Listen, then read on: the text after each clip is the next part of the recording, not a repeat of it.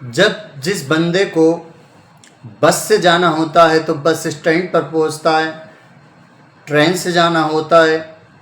تو ٹرین کے railway station پر پہنچتا ہے، پلین سے جانا ہوتا ہے تو پلین کے لیے ایئرپورٹ پر پہنچتا ہے۔ اب حیرت کی بات، تعجب کی بات یہ ہے مسلمانوں کہ افغانستان کا ایک 13 سال کا بچہ اپنے گھر سے نکلا اور نکل کر افغانستان کے ایئرپورٹ پر پہنچ گیا،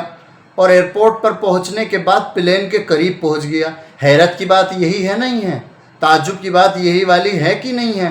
کہ پلین کے پاس پہنچ گیا، ایئرپورٹ سے پلین کے پاس پہنچا، اور پلین کے پاس پہنچ کر کے جو پلین کے نیچے ٹائر ہوتے ہیں،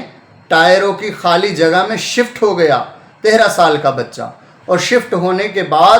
پلین اڑتا ہے افغانستان سے، اور 94 منٹ وہ پلین ہوا میں اڑتے اڑتے انڈیا ہندوستان کے اندر دہلی کی سرزمین پر، دہلی کی ایئرپورٹ پر آ کر کے رکتا ہے۔ دہلی کی سرزمین پر، دہلی کے ایئرپورٹ پر جیسے پلین آ کر کے رکتا ہے تو ٹائر کے جگہ جو خالی ہوتی ہے اس میں جو بچہ شفٹ تھا وہ نکل کر کے باہر آتا ہے اور پلین کے ادھر ادھر گھومتا ہے، ٹہلتا ہے۔ لوگ اسے دیکھ کر حیرت میں ہوتے ہیں اور پوچھتے ہیں بیٹا تم کہاں سے ہو، کہاں آئے ہو اور کس جگہ سے نکل کر آئے ہو؟ تمہیں تو پلین کے اندر تھے ہی نہیں، تم پلین کے اندر نہیں تھے، تم آئے کہاں سے ہو اور کس طریقے سے تم آئے ہو؟ تو اس بچے سے پوچھا گیا کہ بیٹا تم کون ہو، کہاں سے آئے ہو؟ تو اس بچے نے جواب دیا اسی پلین کے ٹائر کی سائیڈ میں جو اسپیس ہوتا ہے وہاں میں بیٹھ کر کے آیا ہوں، اور میں افغانستان سے اس پلین کے ساتھ آیا ہوں۔ اب توجہ دو مسلمانوں، لوگوں نے اس بچے سے پوچھا کہ تم نے ایسا کام کیوں کیا؟ 94 منٹ ہوا میں تم اڑتے رہیں، پلین کے ساتھ چلتے رہیں، اور 30,000 فٹ اونچا پلین اڑا، زمین سے 30,000 اونچا فٹ، اتنی اونچائی پر پلین اڑتا رہا، تمہیں ڈر نہیں لگا، تمہیں گھبراہٹ نہیں ہوئی، تمہیں پریشانی نہیں ہوئی، تم نے ایسا کارنامہ رچا کیوں؟ تو وہ بچہ یہ کہتا ہے، نہ سمجھ ہوتے ہیں کم عمر کے بچہ یہ کہتا ہے کہ میرا کوئی پلان، میرا کوئی پروگرام، میری کوئی پلاننگ نہیں، بلکہ میرا یہ سوچنا تھا کہ اتنی اونچائی پر جو پلین اڑتے ہیں انہیں ان میں سے نیچے کو جھانک کر اگر ہم دیکھیں تو ہمیں کیسا لگے گا؟ میں دنیا کو اونچائی پر چڑھ کر نیچے کو جھانک کر کے دیکھنا چاہتا تھا، بس میرا یہی ریزن تھا جو میں پلین کے ٹائر کی سائیڈ میں شفٹ ہو گیا، اور وہاں سے میں افغانستان سے یہاں تک آ گیا۔ اب توجہ دو مسلمانوں، انڈین ایئرپورٹس کے ذمہ داران نے اسے اسی پلین میں بٹھا کر کے افغانستان بھیج دیا، لیکن ہندوستان کے بڑے بڑے سائنٹسٹ، بڑے بڑے ویگیانک حیرت میں ہیں، تعجب میں ہیں کہ وہ بچہ زندہ بچا کیسے؟ کیونکہ سبھی کو معلوم ہے سائنس موجود ہے، سائنس کے اندر لوگ پڑھتے رہتے ہیں کہ زمین پر آکسیجن زیادہ ہے، اور زمین سے جب اوپر اٹھتے جاتے ہیں، اوپر اٹھتے ہیں، جتنی اونچائی پر پہنچتے جاتے ہیں آکسیجن لیول گھٹتا جاتا ہے، آکسیجن ختم ہوتا جاتا ہے۔ اب لوگ ویگیانک ڈاکٹر سرچ پہ سرچ کر رہے ہیں، پریشان ہیں، سوچتے ہیں کہ اس کی وجہ کیا ہے، کہ یہ بچہ زندہ رہا کیسے؟ 94 منٹ اونچائی پر ہواؤں میں آکسیجن کی قلت ہوئی ہوگی، آکسیجن اسے کم ملی ہوگی، لیکن زندہ رہا کیسے؟ اور یہ شفٹ کیسے رہا پلین کے ٹائر کی اسپیس پر، بھی اس جگہ پر کیسے رکا رہا؟ اسے گر جانا چاہیے تھا، اسے پھوٹ کر ٹکڑے ٹکڑے اس کے ہو جانے چاہیے تھے، اسے تو ہوا میں اڑتے رہنا چاہیے تھا، پلین کے نیچے یہ شفٹ ہوا کیسے؟ یہ رہا کیسے؟ تعجب میں ہیں سب لوگ، حیرت میں ہیں سب لوگ کہ اسے زندگی کیسے ملتی رہی، یعنی اس کی موت کیوں نہیں ہوئی، موت کیوں نہیں ہوئی؟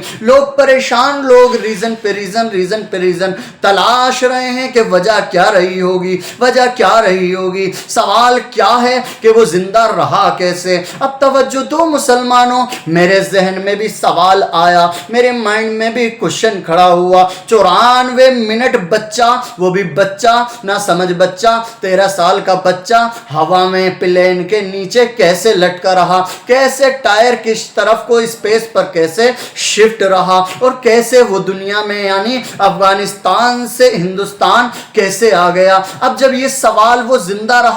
رہا میرے بھی ذہن میں آیا تو میں نے قرآن مقدس سے پوچھا، اے قرآن مقدس، تو قرآن ہولی پرفیکٹ ہے، تیرے اندر سارے سوالوں کے جواب ہیں، تیرے اندر سارے مسئلوں کے سولوشن ہیں، اے قرآن تو بتا وہ بچہ زندہ رہا کیسے، وہ بچہ زندہ رہا کیسے، وہ بچہ زندہ رہا کیسے، وہ مرا کیوں نہیں، اس کے ٹکڑے ٹکڑے کیوں نہیں ہوئے، اس کا درہ درہ کیوں نہیں ہوا، اس کا قیمہ قیمہ کیوں نہیں ہوا، اس کا بلاسٹ کیوں نہیں ہوا، وہ مرا کیسے نہیں؟ تو قرآن مقدس مجھے جواب دیتا ہے، اے سید جنید سنو، اے سید جنید سن کہ اللہ تبارک و تعالیٰ کا حکم ہے کہ جب تک کسی انسان کی موت کا وقت نہیں آتا، جب تک کسی انسان کی موت کا وقت قریب نہیں آتا، چاہے اسے کہیں پر بھی لے جایا جائے، چاہے اسے کہیں پر بھی ہواؤں میں اڑایا جائے، چاہے اسے کسی صندوق کے اندر تہخانے کے اندر پیک کر دیا جائے، لیکن اللہ کا حکم جب تک نہیں ہوتا، جب تک اسے موت نہیں آتی، جب تک روح قبض ہونے کا آرڈر اللہ کے حکم سے اسرائیل علیہ السلام کو نہیں ملتا، جب تک حضرت اسرائیل علیہ السلام روح قبض نہیں کرتے، یعنی اللہ کا حکم اس بچے کے زندہ رہنے کا تھا، تو اس لیے وہ زندہ رہا۔ اور اگر اللہ کا حکم ہو جاتا اس بچے کے لیے کہ وہ بچہ اس پہ پلین سے نیچے گرتا، مرتا، ٹکڑے ہوتے، ریزے ہوتے، ریتا بن جاتا، چاہے درہ بن جاتا یا قیمہ بن جاتا، اللہ کا اگر حکم ایسا ہی ہوتا تو وہ مرتا۔ یاد رکھو مسلمانوں، بنا اللہ کے حکم سے نہ کسی کی موت آتی ہے، بنا اللہ کے حکم سے نہ کوئی زندہ رہتا ہے۔ اس لیے اگر ہمیں اللہ تبارک و تعالی رب ذوالجلال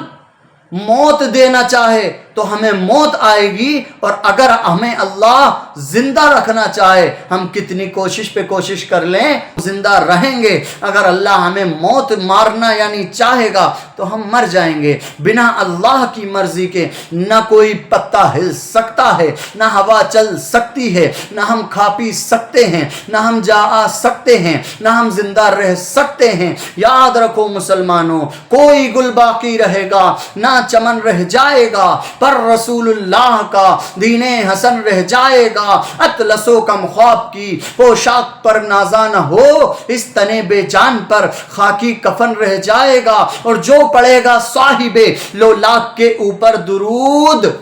جو پڑھے گا صاحب لولاک کے اوپر درود، آگ سے محفوظ اس کا تن بدن رہ جائے گا۔